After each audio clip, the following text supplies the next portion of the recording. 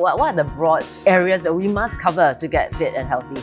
Yeah, first you need your aerobic exercises. Okay. Right, your cardiorespiratory fitness. Okay. I think that's the main one. So there's no escaping that. You need that. Okay. Yeah. So let's say you do your zone 2. What are you doing? Are you jogging? Are you running? Are you walking? Walking mostly. Oh, so walking is good zone 2 already. You don't have to... For some, especially for unconditioned people, even walking might get you to zone 3. Really? Yes. You are prioritizing zone 2. Is it because you want to improve their sort of like mitochondria, metabolic efficiency, or exactly. What's the science behind it? It's a good indicator of metabolic health. Yeah. Right. It's a good indicator of cardiorespiratory fitness, which is your heart, right? Yeah. And these are related to the diseases, right? Metabolic diseases that we're trying to prevent. Can you just explain in layman terms what exactly is VO2 max? So, a 10 seconds crash course is V stands for volume, O2 stands for oxygen, max is maximum. Maximum, and it simply stands for how much oxygen your body is able to utilize. How about weight loss? You know, do you have people coming to you to exercise for weight loss? So if you take VO2 max as the North Star metric and you lower your weight, your VO2 max will increase. So hence, it does make sense to utilize VO2 max as the North Star for weight loss. What do you think about the role of nutrition? Do you all focus on nutrition? Because clearly a lot of your clients seem to push their fitness to the elite levels. So my mental model is that first you settle the exercise things first, exercise aspects first, and then nutrition and sleep next. Closely behind. Yeah. Hi everyone, I'm Dr. Chai Ling and welcome to today's episode of my podcast. In this episode, we're diving into From Commando to Coach, Jing's Guide to Aging Without Limits. My guest today is none other than Jing Zhi Chua, a former Commando Captain turned health coach and founder of ALLSET, a consultancy dedicated to healthy aging. We'll talk about everything from his military days to secrets for staying fit and vibrant as you age. And trust me, this is going to be packed with practical tips, funny moments, and some truly inspiring stories. If you're ready to unlock the secrets to aging gracefully, or maybe not aging at all, hit that like button, subscribe, and let's get started.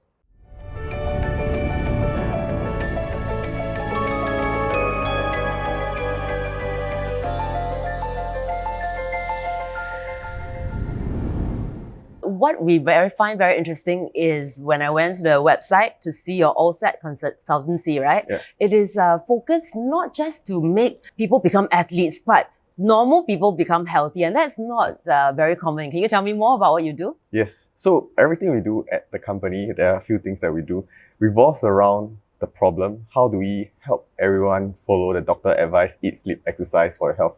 Because I think most people would know the advice, but execution is a bit tough. Yes. Right. Our solution, or we hypothesize that for people to sustain their health habits and to form health habits in the first place, these health habits have to be sociable, meaning that there has to be some social element to it. And then your habits can be more sustaining. Right. So one thing we do at ALLSET, we started off with personal training, then we added physiotherapy, we brought in VO2 max testing and strength testing, and then we made a competition out of all this testing, and hence the social element. So the testings are all like stepping stones towards the end stage we want to reach. And hopefully we will get to a place where we start building a platform to help people maintain their relationships in a healthy way. But how did you even come up with this business? I understand you were a commando when you were in the army, so... Yeah, so I started a business quite accidentally, right? It was with the idea of giving back, because in my university days, I was competing in triathlons as well as road races, running, and I got injured, right, for around 10 months at one time, and then I recovered, and then 11 months again, same injury, shin splints, one on left leg, one on right leg. My God. Right. During that time, I thought about a lot of things. Yes. Right. I got depressed, but also it helped me form what are things I can do while I don't work out. Yeah. Right. And after I graduated, the whole idea was to give back to the sport, which I benefited a lot from, learned a lot of lessons from. And so I started a magazine, right? Yeah. While I was in the army, I had an army career. Right. That was my passion project while I was in the army. Right. And then one thing led to another. I just thought of, with my skill sets, how can I keep giving back to the community? Yes. And first it was sports. Then I realized sports plays a role in helping people age better. And then I went to healthy aging. I see. So what are your typical clients now? Are they very fit and healthy, trying to be even fitter, or normal people like us? It's a whole range, right? Typically, I get people who are at the start of their fitness journeys. Okay. Right. However, now that we started testing last year, we do get people who are slightly fitter, right? Who want to understand their own body after they have started their own fitness journey to learn how they can optimize. You mean testing as in VO2 Max testing? VO2 Max testing, strength testing. So we get a whole spectrum of clients. Oh, okay. And mainly when they come and see you, it's personal training. There's no group training. Yeah. So it's a one-to-one thing. Yes. This is something that we are slowly changing. Okay. Like I said, community and something sociable is something that we are building. Yeah. Right. So everything, including the personal training, now falls under the community umbrella. So we do group, like a bunch of our clients. We started this year with a Healthy CEO Club, where we grouped the C-suite clients together, and then they went on a hike recently. Yeah. And then this year, we are trying to get more manpower to form something not so exclusive like the Healthy CEO Club, something more accessible to everyone. So, for your training, you're obviously mainly helping everybody get fit. Are there any shortcuts, or is it the same thing? You need to do your cardio, your strength training. What are the broad areas that we must cover to get fit and healthy? Yeah, first you need your aerobic exercises. Okay. Right, your cardiorespiratory fitness. Okay. I think that's the main one. So there's no escaping that. You need that. Okay. Yeah. But then for strength, actually, there are some shortcuts. Oh, really? In a way. Tell us. So one of the things I found last year with the strength testing equipment, now there's a new type of training that we can enable. Okay. Right. So in the past, without this strength testing equipment, if you were to, for example, push against the wall, you would have no idea how much force you're outputting. Okay. Right. But now with the sensors, you would be able to know how much force you're outputting. Right. Okay. And so you measure strength. The researchers, they did a bunch of research on whether this sort of movement where, for example, you're pushing against the wall, there's no external movement. You can't see the external movement. There's only just that pushing motion that you're exerting, right? So the isometric exercises. The isometric exercises. Okay. Right. And they found that, it helped to improve strength. Also, you don't really need a lot of weights. It can actually be one of these isometric. Correct. And so it led to a invention of a band, which is patented, which we recently are ambassador for, where you can perform isometric exercises at home, right? So you don't actually need weights because you're actually using your body weight and the band, is it? Yes, correct. And essentially this saves you travel time, gym equipment setup time, bathing time, a whole bunch of time basically. Right. And it cuts down your training to less than 90% of what you typically need to do if you prioritize the exercises with the help of the testing itself. Okay. Right. So last year, my training averaged around 38 minutes per week. For the resistance part? Or no, the entire... So cardio plus resistance only 38 minutes a week. Right. Well, that's very easily done, Yeah. And my strength increased by 15%. My cardiorespiratory fitness went from second quartile to the top quartile. Wow. Right. So I'm in the 92nd percentile now for my VO2 Max. That's amazing. So what do we have to do for that 38 minutes? Because I think everybody is like, they want to do 38 minutes a week only. Yeah. So I think the greatest time saving part is the strength workouts, right? Because how do you get both cardio and the strength training in 38 minutes? Because most parts of it is cardio. Right? Yeah, and I say 38 minutes per week across the year. So for February, Chinese New Year, I did not work out. Oh my gosh. For mid-year, I mean the whole month I did not work out. Okay. Right, for middle of year, I was settling my business and handling my kid, right? So I didn't work out for I think 2 or 3 months. And December, I did not work out at all. Really? Right, to take a season break, right, at the end of the season. Okay. Yeah, so when I average everything out, it's 38 minutes per week. For the first training block of 2 or 3 months, I was averaging 2 hours per week. Per week. But is that one go or you split it up into? Into 3 or 4 days. Oh, usually. okay. Right. Still quite doable. Yeah, it's really doable. Yeah, and then the second half of the year, my training block from 2 hours per week, ideally, became 1 hour per week. Right. Okay. Yeah, so But I still had strength and health improvements, which, yeah. Say we take an average of, say 1 hour a week, what would you do in that 1 hour? How many minutes is cardio? How many minutes is on the phone? How many minutes is doing actual weights? If it's 1 hour per week, yeah, I would say around 55 minutes is your zone 2 running. Oh, really? Yeah, 55 minutes. Then the 5 minutes? Then drink water. 5 minutes, it's your strength training, right? But what can you do in 5 minutes though? Oh, you can do plenty. I mean, depending on whether you split the 5 minutes up across the week, right? Or you do it at one go. Yeah. Yeah, but you can do all the isometric exercises and some jumping exercises. And give me an example of isometric exercises, like the most important ones, you know? My favorite is wall push. So I just have to go to a wall and push. Yeah, push as hard as you can. How do I know it's as hard as I can? It must feel... So it's above 80% effort or 90% effort, you will have strength gains. So one of the interesting things was that I spoke to the head of strength conditioning at Singapore Sports Institute last year, Dr. Danny Lam.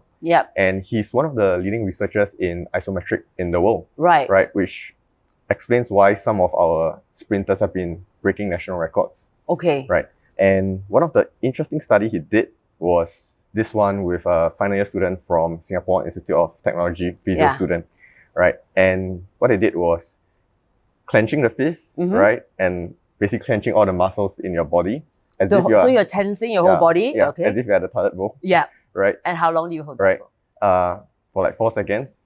And then they measured the outcome. So those people improve strength, improve walking speed, right? Which is also related to your longevity and a bunch of other outcomes. That's amazing. Right. And the next step for him, he said, was he took it to a friend in the US to do a larger scale study on a wider population. Yeah. Right. So one downside of that particular study, it was done on a small population. What does the numbers? It's less than 10. Okay. Right? Yeah. Okay. So he wants to see whether there's such effect in a larger general population. So for that, where they are tensing the whole body, how you obviously can do it when you're watching TV. How often did he make the? That part I didn't ask him, right? But I did do a experiment on myself. So when I got in the strength testing equipment at the start of the year, I was very fascinated, right? And I did a period of 22 days where I exerted maximum strength for 4 seconds, basically one repetition of an exercise, right, on the force measuring equipment. Okay. Right. Across that 22 days, I increased my strength by 35%. And what did you do during the day that was different? You just tensed up. Yeah, I just pull a bar, right, as hard as I can, right, for 4 seconds. And how many reps did you do? 1 rep. 1 rep a day? Yeah. Oh, that's so doable. Yeah, exactly. Yeah. I think it's very possible. Some of my clients, so like I say, I have a healthy CEO class. Some of my clients, they are very fascinated by this. Yeah. Yeah, they are. Because you want to incorporate easy to do exercise because not all of us have access to the gym, the bench presses and the deadlifts, right? And all these findings have led to invention of new equipment. One of my clients is getting an equipment for his office where his staff can practice this sort of isometric exercises at the office because it's so quick, right? Yes. It's 4 seconds, yes. Right? Yeah, and there are other benefits to isometric exercises as well, like lowering your blood pressure. It's going to be more effective, right? Than aerobic, more effective than aerobic, and strength exercises in general, yeah, right? And the other thing is you recover faster from isometric exercises. Less risk of injury, so you don't need a coach to watch over you, right? Right. Because I see those videos, the scary videos of people deadlifting or don't know doing bench press, and then the weight fall on their neck, and then and things happen. Yeah, things happen. Right, accidents happen. Yeah. Right. So this is pretty safe. You still have to, and that's one of the lessons I learned this year as well. Yeah. Make sure the form is right. Yeah, because I was new. Right. Yeah, some of the clients, the form wasn't exactly right. I thought it was very safe for them to practice the isometric exercises. Realized, hey, the form needs to be right as well. Although there's lesser cues that you need to learn from. Interesting. Yeah. Okay. I mean, I still want to come back to that 1 hour because I'm so fascinated, right? So say we do 55 minutes of zone 2. Now, zone 2 is actually very relaxing. How would you define it? Is it an exercise that you can still conduct a conversation at, or do you use the heart rate? So in our VO2 Max testing, our results show you your zone 2. It's not something shown in all VO2 Max tests. Okay. And in fact, we are bringing more equipment such that our zone 2 detection can be even more accurate this year. So you're saying that you would test a person's VO2 max, then you will tell them the heart rate that Training zone that they have to be in. Okay. Exactly. Yeah. And well, the layman guide is whether you can hold a conversation or not. And to be honest, I found that to be quite inaccurate myself because I did my own test. Yeah. I tried talking to someone while I was working out. Yeah. And I realized once you start the conversation, the heart rate rises. So okay. So the benchmark is you can hold a conversation, but more so like you can start a conversation and then you stop. That's the test, right? Okay. If you continue to hold a conversation, you'll likely burst the zone 2 range. But the real zone 2 is actually when you don't have lactate in your blood, right? So really, if you want to find zone 2, you have to be doing blood testing to make sure that they don't have lactate. Yeah, this is a whole topic onto itself, right? Because the testing we do detects zone 2 through a few metrics, and one of the more important one is ventilatory metrics, meaning like the gas you breathe and the gas you output. This is slightly different from doing the lactate testing. Right? But maybe it's all related because when lactate actually appears in your blood, you probably produce a certain amount of CO2 and all that, right? Exactly. And one of the things my team found is that out there on YouTube or even on Google or ChatGPT or AI agents, right? There isn't exactly a graph that shows. There isn't. Everybody has their own measure, you know, and it may or may not be true. And how your ventilatory threshold is related to your lactate threshold and how that's related to your training zones. Exactly. So we are on our own quest to publish a video with a chart saying like how all of this relates to each other. Okay. Even with things like your muscle oxygenation level and stuff like that. So say I haven't gone for your VO2 max testing. How do I know what's my zone 2 if I quickly want to do my 1 hour of zone 2 training this week? I think it's really hard. Okay. There are even on heart rate is not so easy to. Yeah, it can be quite inaccurate. So the research says it varies anywhere from between 1% inaccuracy to more than 10% inaccuracy. Okay. The highest we have seen is a difference of 16 units for VO2 max, which takes you all the way from the bottom quartile to the top quartile. Crazy, right? So it can get you really wrong. Okay. So let's say you do your zone 2. What are you doing? Are you jogging? Are you running? Are you walking? Walking mostly. Oh, so walking is good zone 2 already. You don't have to. For some, especially for unconditioned people, even walking might get you to zone 3. Really? Yes. Oh my God. And that's why we find that with some people, I thought walking will only get you to zone 3 if a cute guy walks past, then your heart rate goes up. But other times, there's a chance of that too. There's a chance of that too. It's likely, right? But we find in some of our clients, walking got them to zone 3. That's why you're making them do it for so long, right? Like 55 minutes because it's actually very gentle. Yeah. And I usually start them off with like 15 minutes of zone 2 walks because keeping to zone 2 actually takes quite a bit of discipline and getting used to. And it's not the case of faster or more is better, right? Because once you hit zone 3, then you're not going to get the benefits of this zone 2 workout, correct? The adaptations change slightly. It's on a spectrum. You still get a little bit of benefits, not say no benefits at all, but it is not as optimized for sure. So you are prioritizing zone 2. Is it because you want to improve their sort of like mitochondria metabolic efficiency, or what's the science behind it? At the end of the day, you're improving your VO2 max, right? Which is a good test or a good indicator of your musculoskeletal health because you need to have pounding when you run and your body is able to handle those stress. It's a good indicator of metabolic health, right? It's a good indicator of cardiorespiratory fitness, which is your heart, right? And these are related to the diseases, right? Metabolic diseases that we're trying to prevent. Actually, this VO2 max is such a trending where everybody is trying to find out their VO2 max. Can you just explain in layman terms what exactly is VO2 max? So, a 10 seconds crash course is V stands for volume, O2 stands for oxygen, max is maximum. And it simply stands for how much oxygen your body is able to utilize. At one point, right? But when I was into this VO2 max thing, I never knew that doing zone 2 can improve your VO2 max. I always thought that I have to do this kind of like high intensity sprints to improve VO2 max. Yeah, so even in the sporting world, which I first started from, and now in the health world, the research and the exercise guidelines have, a gap, I would say, right? For example, in training for marathons, it's well, you don't find like a training plan the most optimized and it's research and things like that. Yeah. Right. It's usually what researchers found, and then you apply in your training, and then you tweak. Right. Same for in the health world. Right. So a bunch of research has been done on high intensity workouts for zone 2 improvements or for VO2 max improvements. And well, in the first 8 weeks, you do have improvements, but after that, well, you see lesser improvements from high intensity interval training. Okay. Right. Whereas for zone 2, you would, well, continue to see improvements.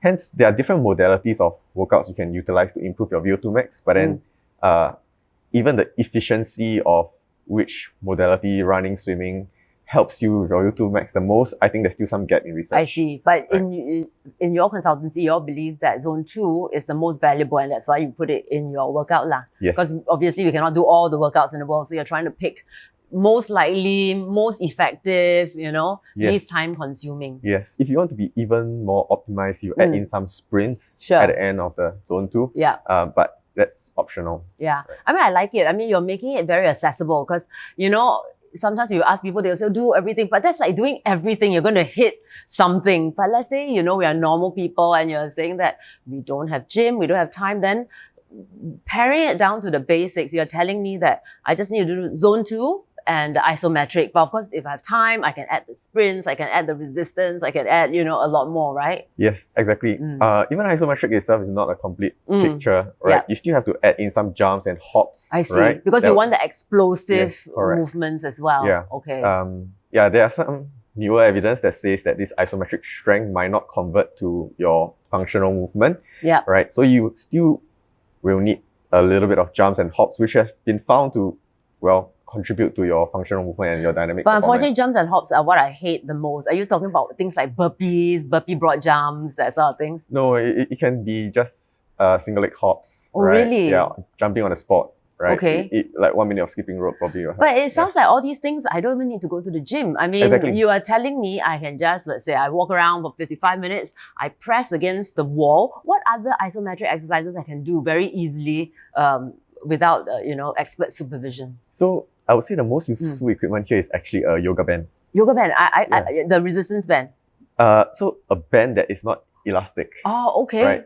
So with that band, you can, for example, I got it. The straps, right? The yoga straps, right? Okay. You can put it under your, while you're sitting. Yeah. Put it under where you're seated. Okay. And do a bicep curl, for example, just pulling the straps And that is up. enough? Yeah, that is enough to gain your bicep strength, right? Okay. To gain your grip strength, just clench your fist as hard as you can. And how long do I have to do that for? I'm making all the girls here do it from tomorrow onwards. Well, 4 seconds a day is 4 seconds only? It's good enough a start. Okay. But it's not, the most optimized workout. Okay. Right? Okay. Typically what we do is 4 seconds hold for 4 repetitions, right? That's so and doable. And then 4 sets, right?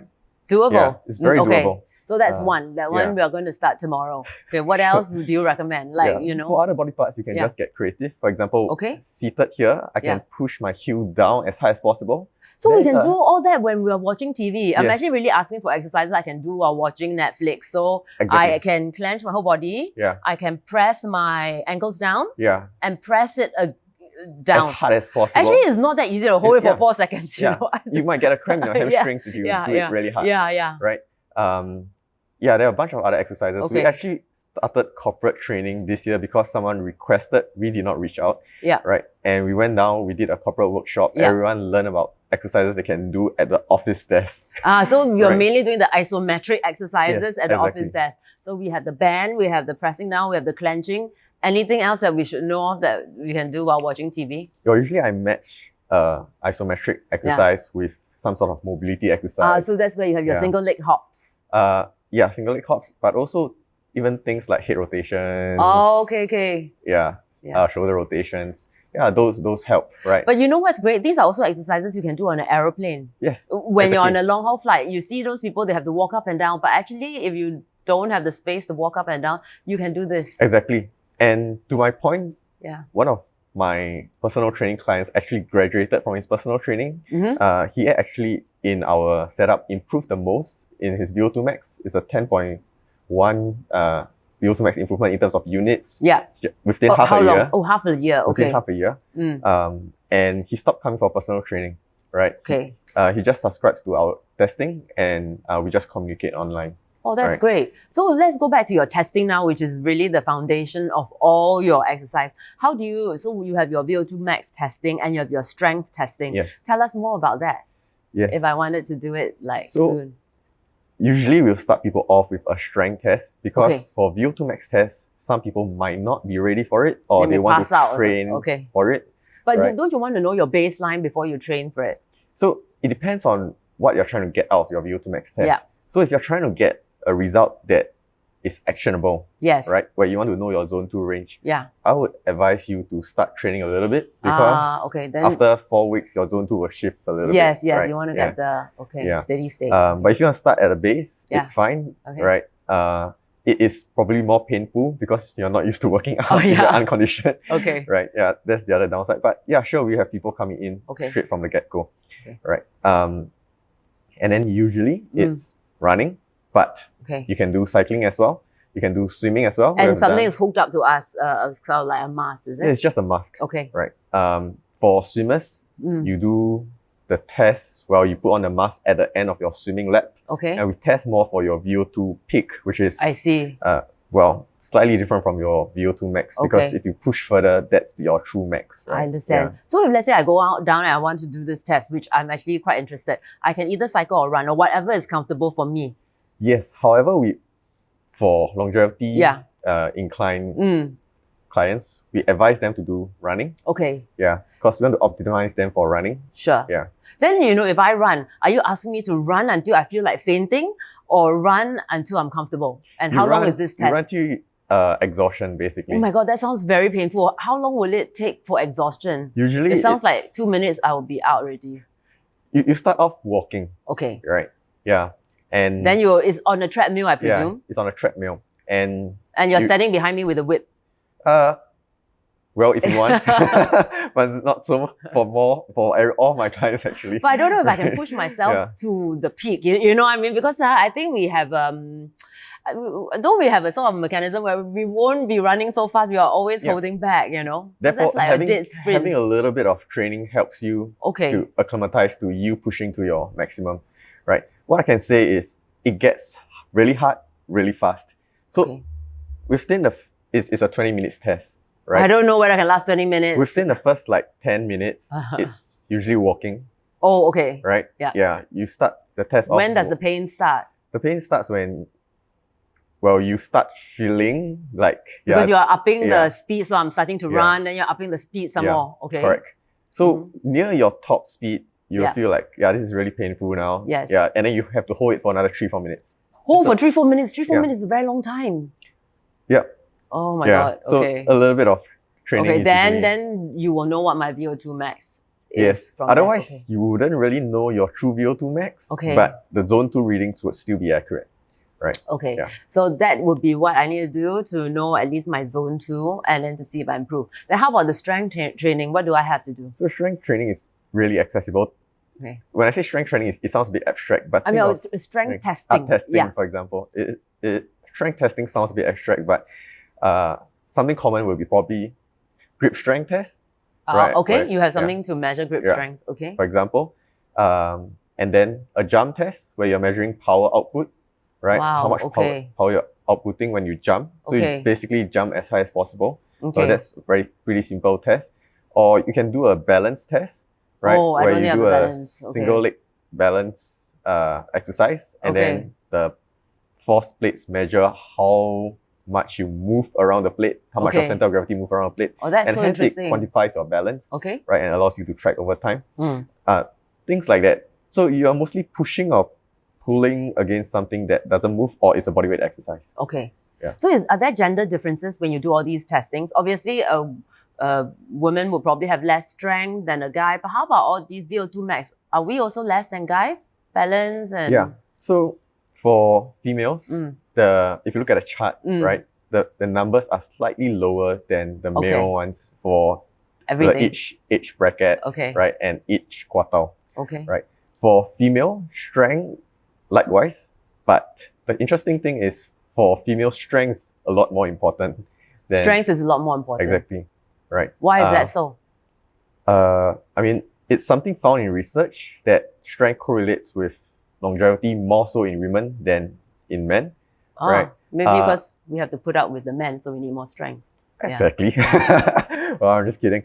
That's not one of the hypotheses, right? But it might be. There are a few hypotheses. Then men, what correlates with aging more since it's not strength? Would it be something else? It's both VO2 max and strength. Okay, well, okay. Yeah, it's just how much more it correlates, right? Yeah. And one of the hypotheses coming back to the topic is that women are closer to the disability threshold, right? For strength. So from a objective number perspective, right? Once you dip below a certain number, you probably become not as mobile. So you're closer to that threshold. I understand. Whereas men starts off further away from the threshold. That's one of the hypotheses. The other hypothesis have to do with like the hormones and stuff like that. So you're also saying, you know, women are generally, all these metrics, they're a bit lower. And then with age, we also get lower, correct? Yep. So if a woman can start off earlier, improving all these metrics, be it VO2 max, strength, you know, then that's where your longevity will come in because it's anti-aging. Exactly. In fact, we advise people start as early as possible. Yeah. Once you are born. Once you're born. Okay. Yeah. So the interesting thing is, out of all the metrics like balance, flexibility, power, strength, the one that you start off once you're born, declining is flexibility. Flexibility. But wouldn't women be more flexible than men? Not necessarily, is it? I'm not sure about the exact data on that. Okay. Yeah. So I can't really comment on that. Okay, so you think flexibility is one that will start declining once we're born? Oh, this is... that's probably true though. I mean, you can see the kids and something mentioned by the researcher that made popular the sit-to-stand test. Yeah, so he's a Brazilian. Yeah. He has a daughter that works in Singapore now. Yes. So he was in Singapore recently. And I had a chat with him online through one of my clients. Is that the sit on the floor and then stand up one? Or sit on the chair? Okay. Right? Yeah, and standing.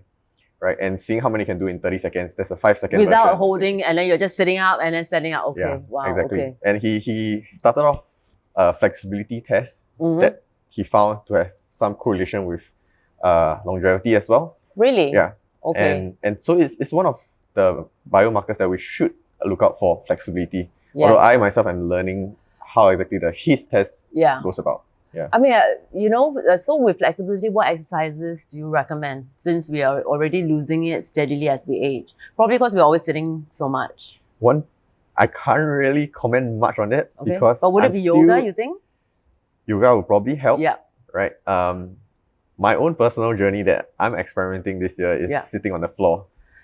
You think sitting on the floor will improve flexibility? Yeah. Oh, very good. We're going to take away all the chairs. Everybody sit on the floor. I mean, this is my own personal experiment, but yeah, so far it has I mean, a lot of things make us less flexible. We are sitting a lot more. Even when we go to the toilet, it used to be squatting. And now I don't know how my grandmother used to do it. I don't think I can squat for that long, you know. So you can see we are really deteriorating in that sense. Yeah. I mean, we are evolving. So I think like our needs will evolve as well. So flexibility is one thing. Okay. Yeah.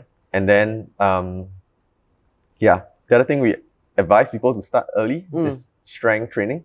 So using the force plates, the researchers, the data scientists at the equipment company has actually found that you increase your strength the fastest at a very young age. For male, if I don't remember wrongly, it's 13 and for females, it's 14. I have to oh no, we are all past that age. Yeah, I have to check the numbers. No, I'm very past that age. What do I do now? I want to increase my strength. Between that 10 and 15. There's nobody here that is 13 and 14. All of you are too old. So you can still increase your strength, but not as fast. Oh, really? Right? What they found was... But when I was 13 and 14, my PE teacher never told me to increase the strength. They just made me, I don't know, run in the hot sun. Run. I think with such equipment advances, new findings have emerged and we eventually will start implementing them as a population. But I think we're still getting there.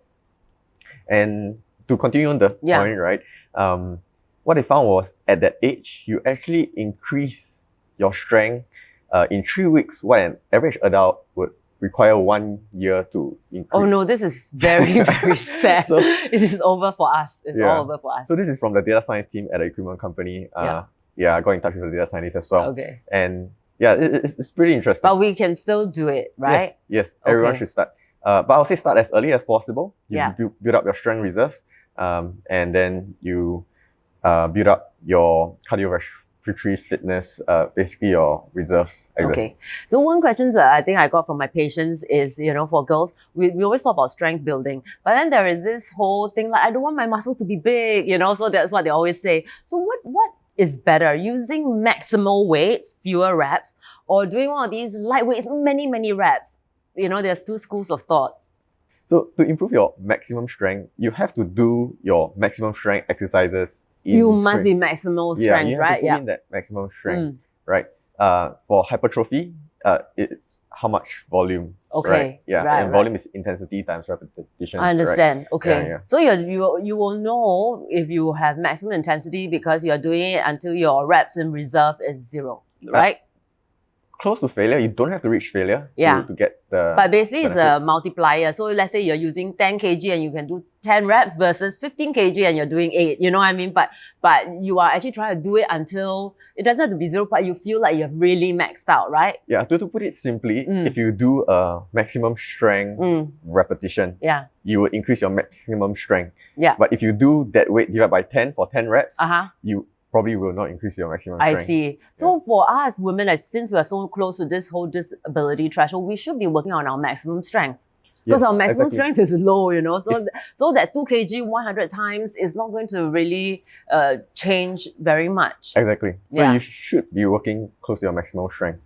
Okay. And how do we know when it's maximum strength? Because we can only do 1 or 2 reps. That's one way to gauge. Yeah. The other way is just gauge using effort. And that's good enough. That's usually good enough. With effort. Yeah. Okay. And usually in practice, we don't make people do so close to the weight that is 1 or 2 reps maximum because there's a chance of injury as well. Yeah, you want to do at least 4 or 5 reps, right? Exactly. Okay. But we have so many muscles on our body. What would you say is the most important to work out for maximal strength? I mean, we have everything, but surely maybe the bigger muscles will take precedence? To that point, our strength testing is beneficial because it then tells you what strength in which parts of your body you should prioritize. And everyone's different depending on what they do in their daily activity. Oh, I just thought that if we wanted to help functional aging, it would be certain muscles that we want to So usually your weakest link will lead to an injury. Yes, yeah. And then you have to treat the injury first. I see, okay. Right? And we, in the long run, are trying to prevent injuries as much as possible because that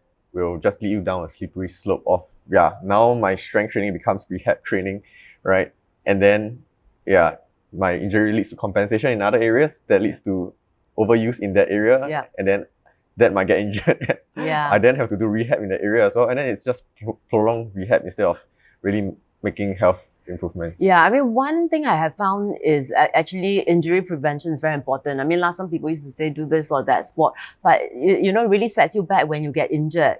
Exactly. Yeah. So having said that, would you still recommend sports like running a marathon, I don't know, doing Hyrox? I mean, are they more prone to injury or they're still okay if you train for it?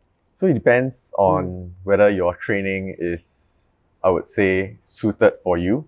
Yeah. If you start running at a young age, you learn how to run, right? You probably can continue running, provided you have that strength conditioning workouts tuned in as well. Yeah. But let's say you are in your 50s, right? This is something that happened. One of my clients, he had a hip surgery. And he said, I'm going to run a marathon. Yeah, I'm going to run a marathon. I want to change my life around now. And so he engaged me for personal training. This was one of my earlier clients. So I really did train him to run a marathon. Yeah. And I went running with him for the personal training session. Oh my God. And did he run a marathon? Well, he finished the last training for the marathon, which was a 27 km run. We did it together. And then his marathon was one of the first cancelled by COVID. So it's the Tokyo Marathon. Okay. But I mean, the training did him good though. Did he get a lot of injuries through this whole process? He did get niggles. So I ran with him and then to the point where he started feeling like I'm getting pain over here out of, like on a scale of 10, 5 out of 10, I would say stop. Let's do some strength exercises. We'll pause here. We'll continue next training sessions. So it was a really customized, optimized training. I wouldn't do it for all my clients now because I did it because that was one of my first clients and I was experimenting. I guess my question really is, more is not always better, right? There must be, I mean, if we are talking about longevity and aging, I think there must be a balance with all these different areas. I mean, I see people who just run, but their flexibility is almost non-existent, and it's clear they don't do resistance training. Yeah, there are two schools of thoughts here if you read up on the latest research. So one paper says that elite athletes live longer in general. This is in cycling, in running, right? And the data shows that, right? On the other end, you have the reverse J-shaped effect for exercise, where if you take it to an extreme level, right? More than 10 hours per week, right? It becomes maybe not so good for your longevity. More than 10 hours per that's week. what the researchers put in their paper.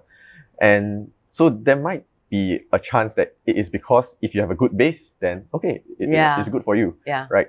And if you don't have a good base, then doing so much is actually detrimental. Yes.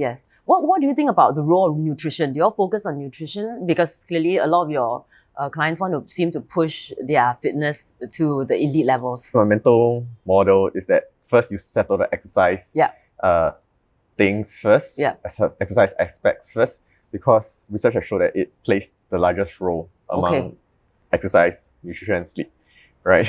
So you prioritize the exercise, then you think nutrition is second, and then sleep is important, but the third out of these three. No, I'll say exercise first, and then nutrition and sleep next. Closely behind, Yeah, and then we'll advise people to sleep, right?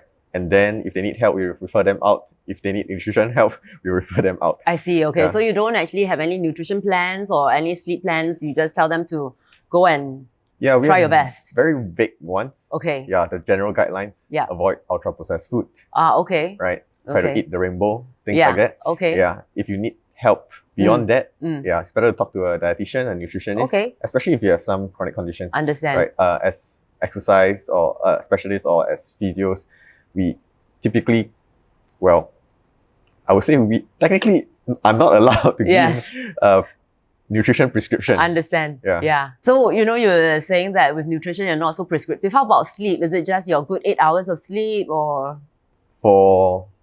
Again, sleep is not our expertise. We usually refer out to our friends. But what we will say is 7 to 9 hours of sleep will probably will probably be the advice for most people. Yeah, you have to be an anomaly to be someone that can ideally do without 7 to 9 hours of sleep, right? And then a recent research has found that your sleep timings, having regular sleep timings is, it has more relation to your longevity than your sleep duration. Meaning, if you sleep, for example, 9 p.m. today, and then wake up at, let's say, 4 a.m. tomorrow. Tomorrow, if you stick to an hour range between that 9 p.m. and that time you wake up, then you probably will have more correlation to longevity. So you try to sleep at the same time every night and wake up at the same time, rather than one day very late, one day a bit early. So that's what the science gets points your body to. used to it. And we're still reading up on it. So, one question that a lot of my patients ask is, how about weight loss? Do you have people coming to you to exercise for weight loss? Yeah. Exactly. We do. And VO2 Max, again, is a isometric because it does consider your weight, right?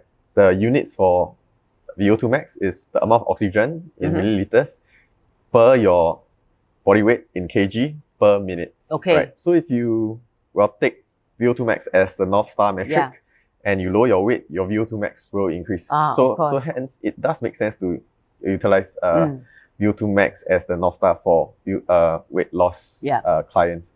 The other thing is training on zone 2 helps you with your weight loss as well. You do have to add in some high intensity training, more so than if, let's say, it's just for myself. I see. Right? To aid with weight loss.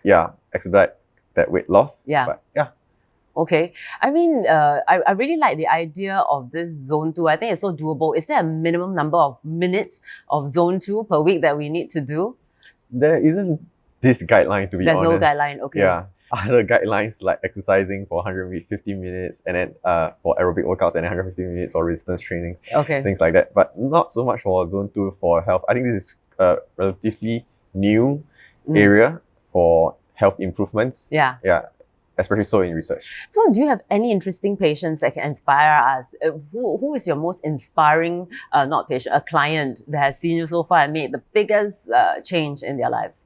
So I started off doing personal training in 2019. Before that, I was coaching high performance marathon and triathlon, right?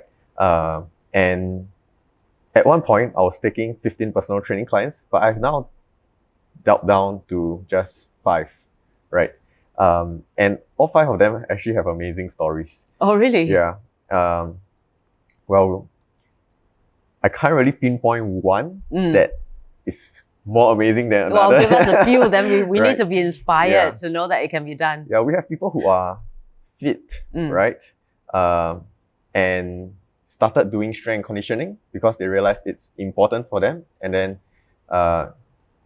did more of the strength testing and stuff and start optimizing their training better. We have people on a weight loss journey, right? More than 110 kg now to closer to 100 kg, right? And still continue to, still continuing on that weight loss journey. That's great. And then we have people who have been working out, doing marathons, but never into zone 2, right? Now into zone 2 and found it is beneficial. Even though they were into marathons and they can still improve just by doing zone 2. I always thought if you're doing marathons, you are probably running very fast already. Well, it really depends on whether you're walking through the whole marathon or things like that. But yeah, if you're doing marathon, you technically in an ideal marathon training, you should be doing a lot of zone 2. But then if you're not aware of your zone 2, you might do a little bit of zone 3. So it's just improving the efficiency of your training. Understand, Right. Okay. And yeah, we have clients. Do you like see more men or women? I've got a mix of both, to be honest. Okay. Right. So in my 5 right now, 3 are men, 2 are female. 2 are women. Across the board, in my company. Right. We do see a good mix of both as well. Okay. Yeah. Are men easier to train than women because they're more compliant or stronger? Well, I think like every trainer has their own expertise and inclinations, right? For myself, I find both to be the same. I see. Right?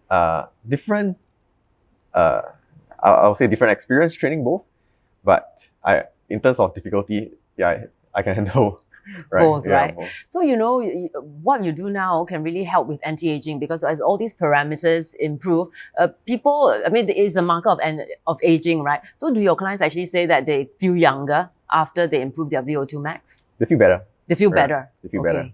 Yeah. So do they have the parameters like blood pressure improving or do they actually report that? Yeah. So they'll tell me like, I used to take medications, I now am off certain medications. Okay. Right. But I would say that exercise, although it is in a way the most powerful drug, right? You still have to dial in your diet and everything else. It's especially one limb of especially as your age catches up. So I have some clients in the past where, they have been exercising a good bit, but because, for example, they take plenty of alcohol or other things like that, other biomarkers are not as healthy, right? And even for myself, I thought I have been eating quite healthy, but then like my blood pressure was not so healthy at the start of the year. And that made me want to improve on my own health at the start of last year, right? So prior to that, I always thought, hey, I did competitive triathlon when I was younger. I should be okay. I should be okay, right? Not the case. What is your oldest client? Oldest client, 71. Oh, really? So there's really no age limit to exercising, because some people, when you're talking about all these, they say, oh, that's not for me, that's just for young people. Is that a myth? I would say different time of your, at different age, different things are needed. Right? And the dynamics of how you apply the training is also slightly different. The circumstance is definitely different. Right? At older age, it's actually more challenging as a trainer to plan for the workouts, right? Because you got to be more careful. How about people who have had conditions such as like a heart attack before? Because I've actually had patients that had suffered these issues. And, we always tell them to exercise, but then they're scared. Is it possible for them to embark on the training after an incident like a heart attack? Yes. So if I were to speak from a client perspective, right, I would need to, talk to my cardiologist to make sure I'm cleared, right? I have to be aware of what I should not do as often, which is probably those intervals, right? Zone 2 is probably safe for me, right? I can still do intervals if I want to, but I have to make sure that, my cardiologists have very cleared it, right? Because the chicken or egg, because the exercise will probably improve heart health, but you just want to be very gentle when you're starting. And from a practitioner perspective, when someone with a heart condition comes in for a VO2 Max test, we make sure that you are cleared to do your VO2 Max test, right? Because it then becomes a potentially liability concern, right? Well, that's great. But you know, a lot of my audience are actually people who are very concerned with aesthetics and anti-aging. So if there is like maybe 1 or 2 pieces of advice you can give to our audience or what they can do to keep themselves looking or feeling young, what would it be? Say you have to limit, you know, what can they do? Just the 1 or 2 things. I'll say start off with strength training. Strength training, right? okay. Yeah. Strength training forms the foundation for other activities like running, swimming, cycling, etc. that improves your VO2 max. I think so too. So at the very baseline, start with strength training. And very neglected by women. Exactly. And from there, understand how you can progress. One thing to keep in mind is also, well, ideally you should be exercising for the rest of your life. Right? Don't burn out, don't jump in and do everything all at one go. Right? Pace yourself. Right?